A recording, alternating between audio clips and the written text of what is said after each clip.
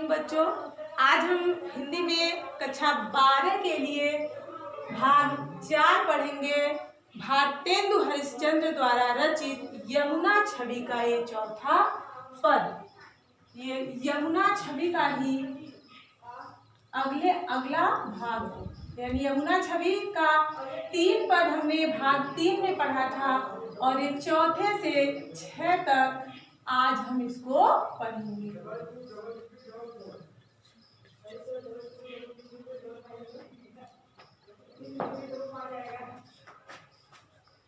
और ये यमुना छवि भारतेंदु हरिश्चंद्र द्वारा रचित है। अब आइए पढ़ते हैं इसका 5वां चौथा पद। देखिए, कबहु होत सतचंद कबहु प्रगटत दुति भाजत, पवन गवन बस बिंब रूप जलमय बहु साजत, मनु शशि भरि अनुराग जमुन जल लोटत डोलै, कै तरंग की डोर हिंडोर निकरत कलोल है, कै बाल गुड़ी नभ में उड़ी सोहत इत उत धावती, कै अवगाहत डोलत को ब्रज रमणी जल आवती। देखिए, इसमें भी आप उसी तरह करेंगे, संदर्भ प्रसंग व्याख्या, फिर उसके बाद काव्य सौंदर्य। अब देखते हैं इसका हम पूरे का भावार्थ। कबहु होत सतचंद कबहु प्रगटत दुति भाजत, यानी हरिश्चंद्र कवि कहते हैं कि यमुना के जल में जब चंद्रमा की परछाई पड़ रही है, तब आप देखते हैं कि चंद्रमा 2 पक्ष यानी कृष्ण पक्ष और शुक्ल पक्ष होते हैं, और कृष्ण पक्ष में चंद्रमा आकाश में दिखलाई देता है और फिर धीरे धीरे पुनः वह घटते हुए या धीरे धीरे बढ़ते हुए या घटते हुए कृष्ण पक्ष की ओर चला जाता है।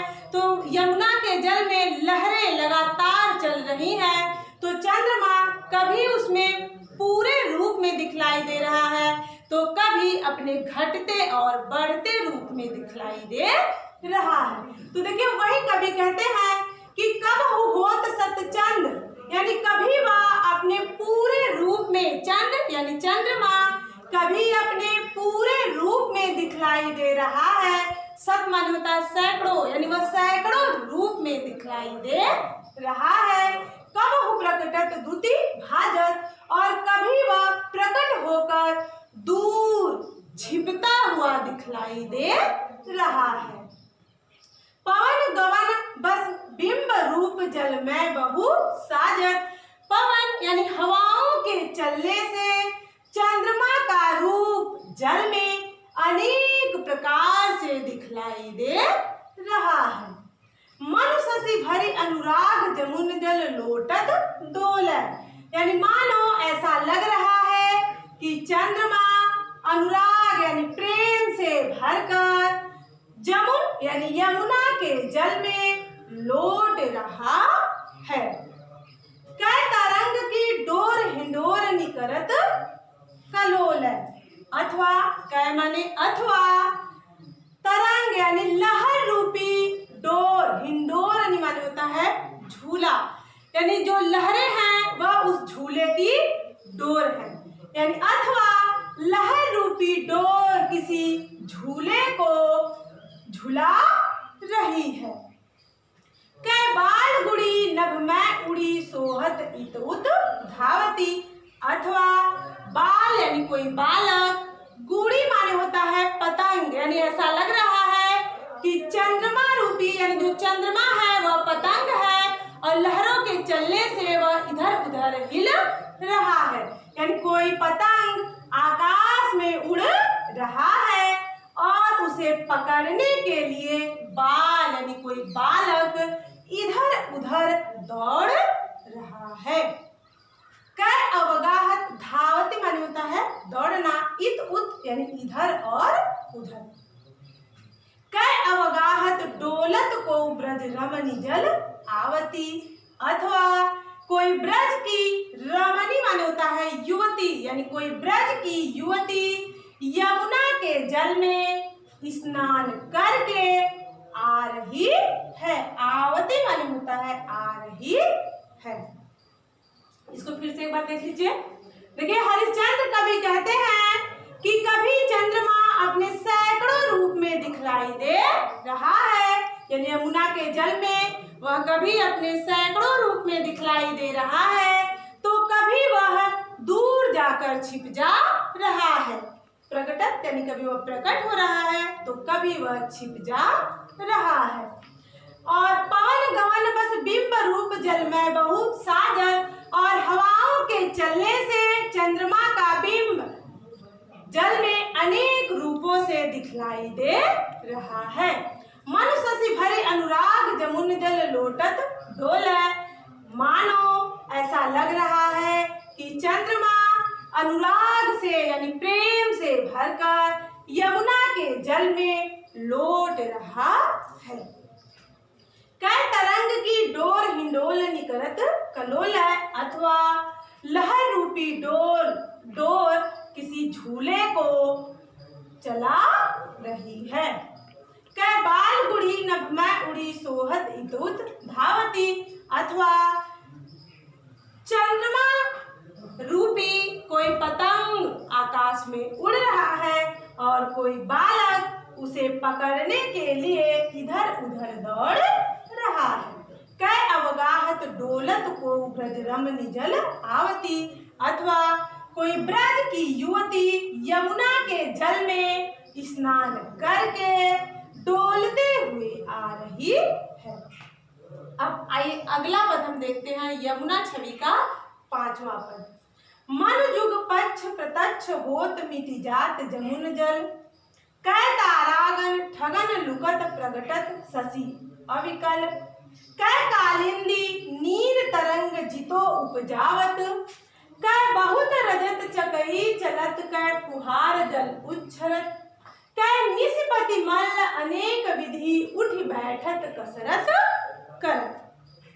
देखिए, हरिश्चंद्र कवि कहते हैं कि जब यमुना के जल में पूर्णिमा के चंद्रमा की परछाई पड़ती है, तब मन जुग पक्ष प्रत्यक्ष होत मिटि जात जमुन जल, तब ऐसा लगता है मानो यमुना के जल में चंद्रमा अपने दोनों पक्ष यानी शुक्ल पक्ष और कृष्ण पक्ष में उदित होकर मिट जाता है। कै तारागन ठगत लुकत प्रगटत शशि अविकल, अथवा वह तारागण को यानी ताराओं को ठगने के लिए लुका छिपी का खेल खेल रहा है। शशि यानी चंद्रमा ताराओं को ठगने के लिए लुका छिपी का खेल खेल रहा है।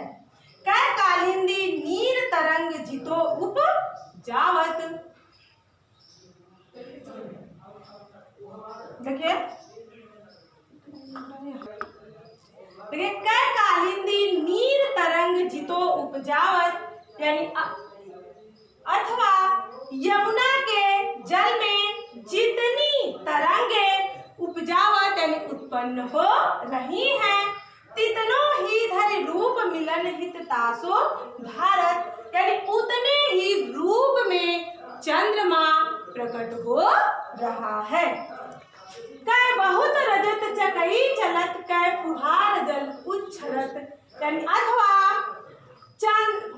यमुना के जल में रजत माने होता है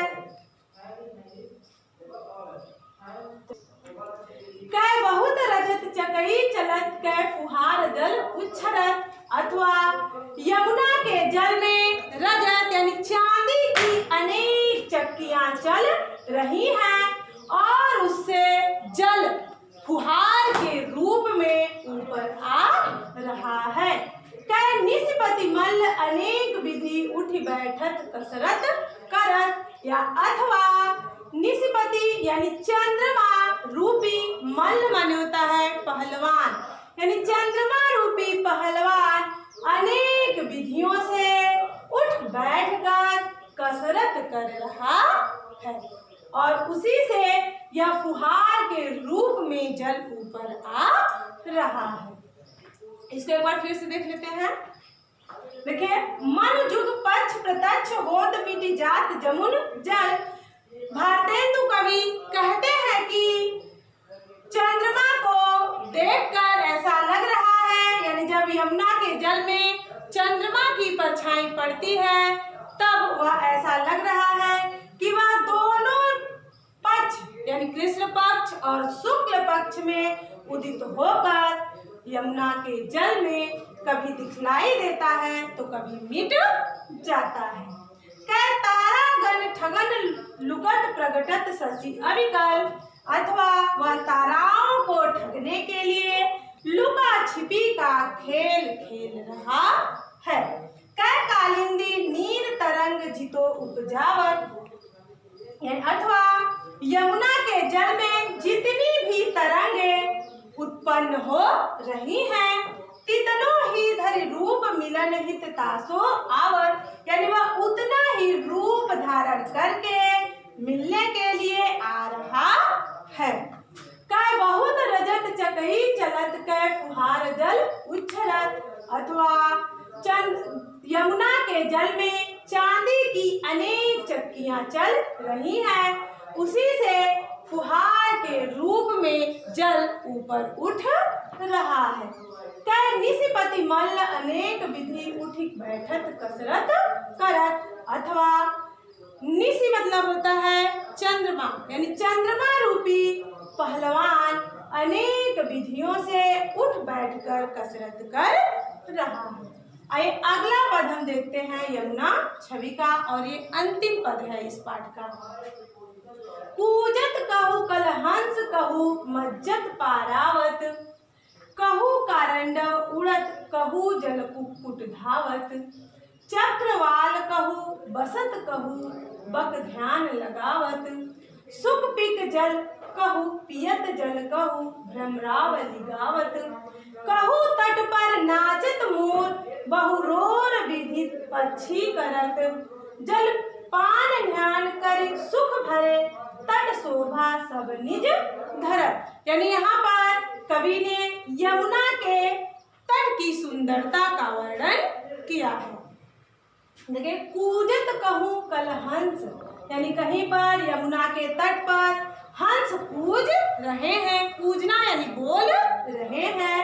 कहूँ मज्जत पारावत, मज्जत माने होता है कबूतर और पारावत मतलब होता है स्नान करना, यानी कहीं पर यमुना के तट पर कबूतर स्नान कर रहे हैं। कहूँ कारंडव उड़त, कहीं पर कारंडव नामक हंस उड़ रहे हैं। कहूँ जल कुक्कुट धावत, कहीं पर जल मुर्गियां दौड़ रही हैं। चक्रवाल कहू बसत, यानी कहीं पर चक्रवाल नामक पक्षी अपना निवास बनाए हुए हैं। कहूँ बक ध्यान लगावत, कहीं पर बक माने होता है बगुला, यानी कहीं पर बगुला मछलियों पर ध्यान लगाए हुए है। सुख पिक जल कहूँ पियत, कहीं पर सुख माने होता है तोता और पिक माने होता है कबूतर, कहीं पर तोता जल पी रहे हैं। कहूँ भ्रमरावली गावत, और कहीं पर जल के बीच में भंवरे गुनगुना रहे हैं। कहूँ तट पर नाचत मोर, यानी कहीं पर तट पर मोर नाच रहा है। तो बहुरोर विविध पक्षी करत, और बहुत यानी अनेक पक्षी उसके तट पर शोर कर रहे हैं।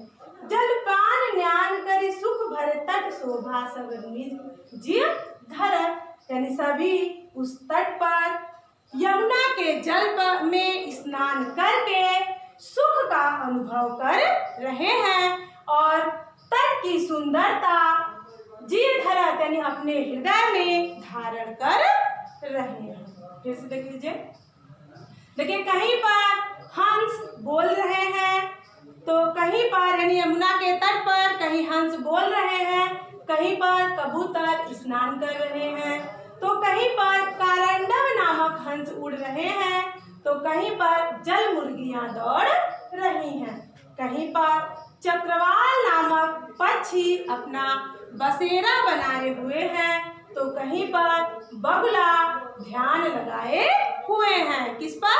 मछलियों पर। कहीं पर तोता और पिक मानता है मोर, कहीं पर तोता और मोर जल पी रहे हैं, तो कहीं पर भौरे गीत गा रहे हैं, कहीं पर तट पर मोर नाच रहे हैं और अनेक विविध यानी अनेक पक्षी वहां पर मिलकर शोर कर रहे हैं।